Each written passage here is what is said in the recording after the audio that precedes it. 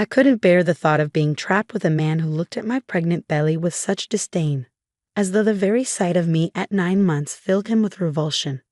The cruel smile he wore only added to the bitterness. He seemed to relish this moment as if anticipating it all along. Not wanting to endure another second of his disdain, I quickly went to my room, retrieved a set of papers, and thrust them into his hands. "Divorce papers," I said curtly. Brian's face twisted in shock. "What the hell is this? Out of nowhere?" I met his anger with a steely gaze. "This was your idea, Brian. Now sign them. I'll be filing them first thing tomorrow."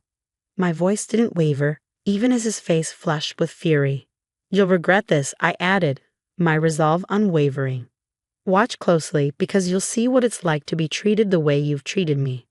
Let me introduce myself. My name is Linda, a 27-year-old former housewife. 3 years ago, I worked at a mobile company where I met Brian, my boss at the time. Back then, I was 25, eager to learn and grateful for Brian's guidance as a newcomer to the job. It didn't take long for our professional relationship to evolve into friendship. Soon, dinner outings turned into dates, and eventually he asked me out. I was thrilled. I had never dated anyone before. It's a little embarrassing to admit, but I was more captivated by cartoon characters than real men.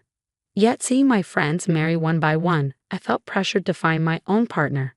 When Brian entered my life, I secretly promised myself he'd be my first and only love. We married a year later, and I couldn't have been happier. Brian was handsome, popular, and the envy of many female coworkers. I felt proud to be his wife as colleagues congratulated us. Their words of admiration made me feel like I had achieved something special. I was blissfully unaware of what lay ahead.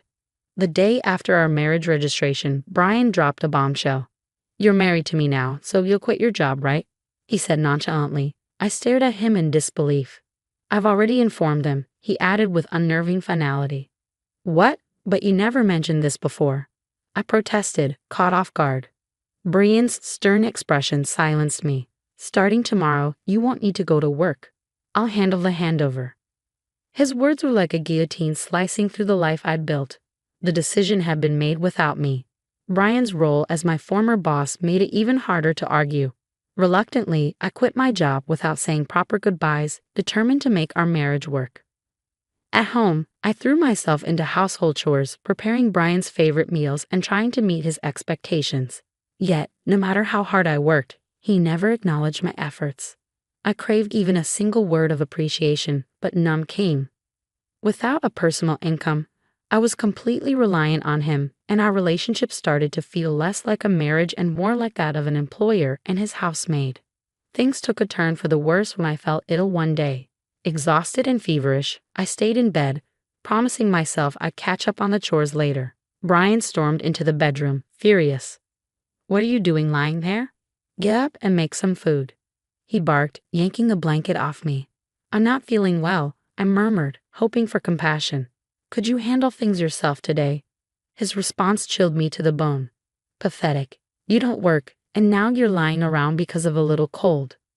Tears blurred my vision as I forced myself out of bed. I couldn't believe this was the same man I had fallen in love with. Overwhelmed, I completed the housework, tears streaming down my face. Several days later, I realized I'd missed my period. A pregnancy test confirmed it. I was expecting. Overjoyed, I cried tears of happiness, eager to share the news with Brian. But when he came home late one night, the smell of alcohol on his breath, my excitement dimmed. "I have something important to tell you," I began hesitantly. "I haven't seen a doctor yet, but I think I'm pregnant." Brian's expression darkened instantly. "Pregnant? What the hell have you done?" His harsh tone cut me to the core. "I don't want a child. If you're going to have it, you'll be raising it alone." He spat before storming off to the bathroom. I stood there stunned. This wasn't the life I had dreamed of. This wasn't the man I thought I had married. I couldn't understand why Brian would say such cruel and irresponsible things about our baby. Moments earlier, I'd been filled with joy at the thought of becoming a mother. But his words shattered that happiness, leaving me in a pit of sorrow. Why would he react like this? He had never mentioned not wanting children before. We hadn't even been using contraception, so I'd naturally assumed he wanted kids too. As I ironed Brian's jacket and prepared to take his shirt to the wash, a wave of sadness overwhelmed me. Then something unexpected happened. A small piece of paper fell from his dress shirt pocket. I picked it up absent-mindedly, thinking it might be a receipt from his outing that night. I almost threw it away, but something caught my eye. The name on the receipt made my heart stop. A motel. My hands trembled as I stared at the incriminating slip of paper, confirming what I didn't want to believe. It was indeed a receipt from a motel. The shock hit me like a physical blow. Why would Brian go to a motel? Isn't marriage supposed to be a sacred bond between two people who love each other? We'd only been married for a little over a year. How could this happen? I was no stranger to romantic fantasies, having spent years dreaming of perfect love rather than experiencing real relationships. But now, faced with this harsh reality, I struggled to accept what was unfolding before me. The possibility that Brian was cheating began to make horrifying sense. Had he been using me from the start? Was he in love with someone else while I played the role of a convenient housemaid? Was this why he reacted so coldly to my pregnancy? These doubts swirled in my mind, and I couldn't shake the gnawing feeling that there was more to Brian's behavior than met the eye. As I grappled with these thoughts, nausea swept over me, not just from morning sickness, but from the realization that my husband might have betrayed me. Perhaps his insistence that I quit my job had a sinister purpose. Maybe his mistress worked there, and he needed me out of the way. Everything seemed to click into place, and my mind blurred the lines between reality and suspicion. But the heartless words Brian had hurled at me when he learned of my pregnancy were undeniable. That day, I resolved to uncover the truth. From then on, I observed Brian's behavior with new eyes. His coldness was impossible to ignore. It was as if he resented me for becoming pregnant. Despite knowing how sick I felt, he would eat smelly foods near me, criticize my housework, and force me to redo tasks. My pregnant body endured his cruelty while my heart grew heavier by the day. But I didn't let it deter me. I began investigating his infidelity. Brian guarded his phone fiercely, never parting with it, even taking it to the bathroom, making it nearly impossible to check. I searched his pockets, hoping for more receipts or clues, but my efforts were fruitless. I even considered hiring a private investigator, but without any personal income, I couldn't afford such a step. Just when I felt trapped in my search for answers, an unexpected lifeline arrived. One day, my phone rang. It was my father. "Dad?" I said, surprised. His busy schedule rarely allowed for casual calls. "Hi, Linda. How are you?" he asked warmly. "Everything's fine," I lied. "Is something wrong? Aren't you busy with work?" "My employees are handling things well, so I'm taking it easy," he replied. My father, the CEO of a company in England, had always been a workaholic. His call was unexpected. "What's going on?" I asked, curious. Then came the shocking revelation. He told me something that made my world tilt. "Is that true?" I asked, struggling to believe what I was hearing. "Yes," he said firmly. "I wouldn't lie to you. Trust me on this." The pieces of the puzzle started falling into place. Though initially stunned, I felt a strange sense of relief. "Thank you, Dad. I'll handle it from here," I said, my voice steady with newfound resolve. The truth emboldened me, but it also reignited my anger. As the months passed, Brian's behavior remained distant and cold.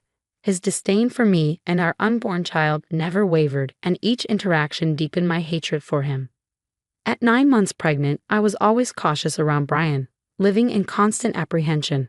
One evening, I served dinner as usual, hoping to avoid any confrontation. But as we sat at the table, Brian suddenly slammed his fork down. "What is this? It's tasteless," he exclaimed, throwing the plate of food onto the floor. I froze, baffled by his outburst. Anger began to well up inside me as I looked at the discarded meal I had painstakingly prepared. "I've been meaning to say this," Brian continued, his tone laced with contempt. "Your cooking has been terrible lately." Tears stunned my eyes, but I held them back. Since becoming pregnant, I had deliberately used less seasoning to ensure healthier meals for our baby. This was only temporary, and he could easily have added salt to his portion if he wanted. But instead, he chose to humiliate me. Why? Why did he have to treat me like this? I was about to respond to Brian's harsh words when he sneered, his voice dripping with malice. "You're a woman with a belly like a monster. You'll have to raise this kid on your own." His cruel smile sent a chill down my spine. Though I had always feared this day might come, I had clung to a sliver of hope for a better outcome.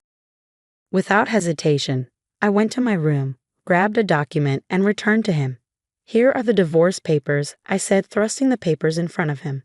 Brian's face twisted in shock as he stammered, "What the hell? What's this all of a sudden?" "It was your idea," I replied firmly. "Now sign them. I'll be submitting them tomorrow." I had been contemplating divorce ever since I started suspecting Brian's infidelity, but with a baby on the way, I hadn't been sure I could support myself.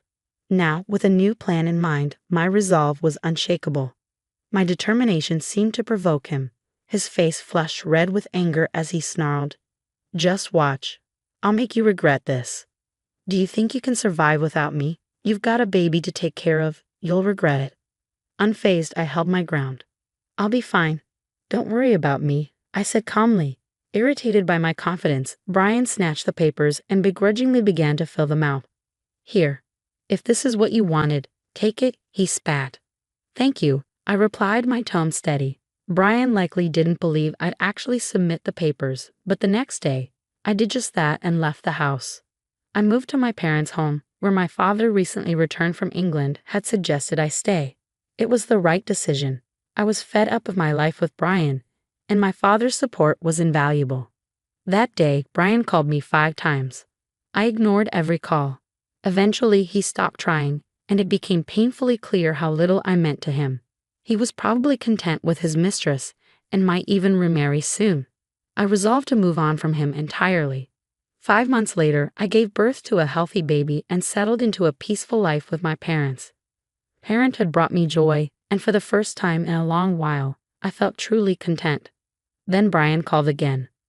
At first, I ignored his persistent attempts to reach me, but after several calls, I finally picked up, weary of his intrusion. "What do you want now?" I asked, my tone flat. "Hey, what's going on? Why were you on that show? And since when are you the daughter of a CEO with millions of dollars?" Brian's voice was a mix of surprise and anger. Unbeknownst to me, Brian had seen a TV show that aired after I moved back home. The program, which featured my family, highlighted my father's role as the CEO of a global tech company and estimated our family's wealth at $20 million. I hadn't anticipated Brian watching it, but TV has a way of reaching unexpected audiences. "Oh, by the way," I said nonchalantly, "I didn't tell you about my $38 million inheritance. That's why I was able to divorce you." Brian was furious. "What? That's absurd. Why didn't you tell me before? Half of that is mine, right? Give me the money now." I laughed coldly. Just as I thought.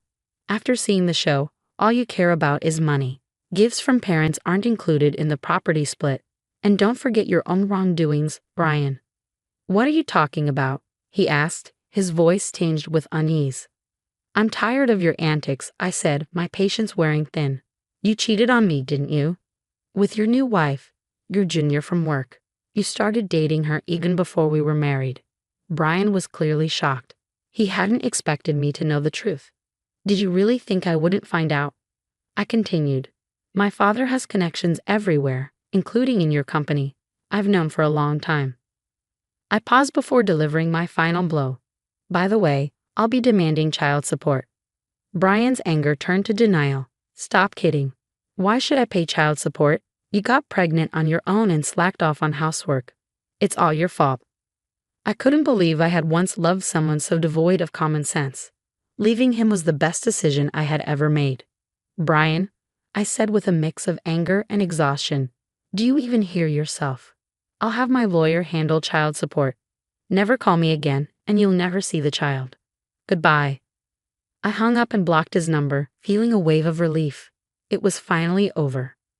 Later, I learned from a former colleague of his that Brian was struggling. His new wife was a reckless spender, and he had plunged into debt trying to keep up with her lifestyle. He had hoped to get a share of my inheritance to ease his burdens, but his plan failed miserably. While Brian wrestled with the consequences of his actions, I thrived.